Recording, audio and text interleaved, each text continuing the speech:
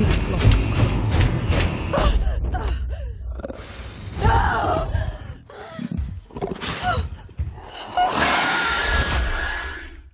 One of the very first external tests we did, and external tests are really important for a game like this because you spend years in a horror survival game working with it, and you worry that you become immune to whether things working or not, whether it's tension or drama. So you bring in people, and we had somebody come in, and we often will bring in just ordinary people, the big game fans, or say a member of the press or an editor. There's a wide variety of people we use. And we had a guy come in, and we were watching the playthrough, and he went underneath the desk and he stayed there for about 7 minutes, which in game terms is a long time, right?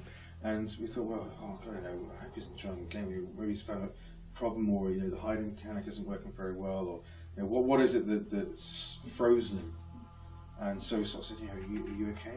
There's well, I've been watching him for a while now, and the alien was in the area. Because I was trying to figure out his patrol pattern, but now I realise I'm really screwed because he doesn't have one, and now I'm going to have to make a decision. I have to do something about what I want to do. It was one of the things that's been really important to us, and it's great to see other people seeing it, is that you never want something like the alien to put it in a position where what the player's doing is diagnosing patterns. He is a living entity for us, and we put a lot of effort into making him do that. And there's a great moment of realization, I think, for a lot of players when they suddenly realize that there isn't a patrol path, there isn't a scripted trigger at this part of the corridor where he's going to do this or do that. He is really going to base what he's going to do on the fact that he's hunting for prey, and what you do is different every time, and so what he does will be different every time. And that dawning of realization that you can't rely on diagnostics of the game, but you're going to have to take risks, is a great moment. It's very much the case that many of the questions that you as the player have in Alien Isolation are the same questions that the character you play has. How is there an alien here? What happens to lead to this? How am I going to survive this? What should I do? And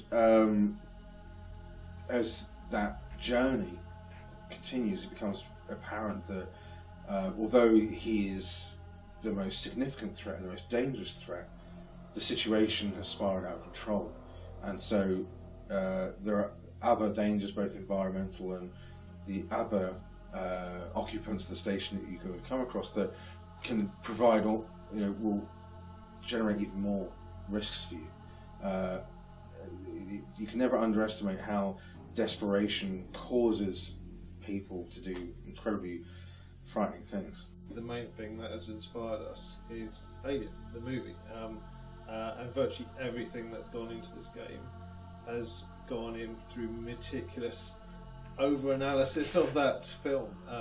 The Alien is, for us, it's all about haunted house in space. The alien is a horror creature, as you put it, and it's all about, when you come across the alien in our game, it's about survival, avoidance, hiding.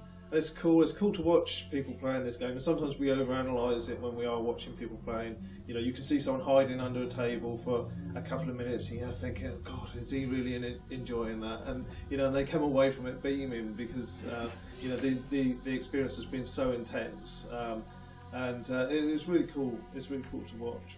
In fact, even at a very granular level, the differences between any two playthroughs are really obvious. In the sense that it's not just your large choices that make a difference, it's every small choice you make. And part of his ability to adapt to some things that you're doing, and some things will work once or twice, and then suddenly he seems to be aware of you being able to do that, and you suddenly will do something different. He will always do that, and so that's what drives the player to constantly explore more options, more tactics, different things that they can try and do. And in each playthrough you'll find that sometimes he'll figure something out faster this time round than he did last time, or other times you'll find that stuff that didn't seem to work last time is more effective this time, because maybe you have relied on it less.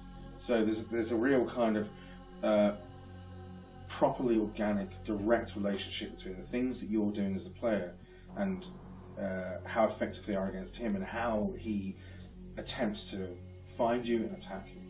Because the alien is entirely reactive, living, real, a very complex AI, which does not rely on scripting and predetermination. He is a killing machine, the most simple but effective hunter in the universe against me in this environment. That's kind of universal to all those platforms.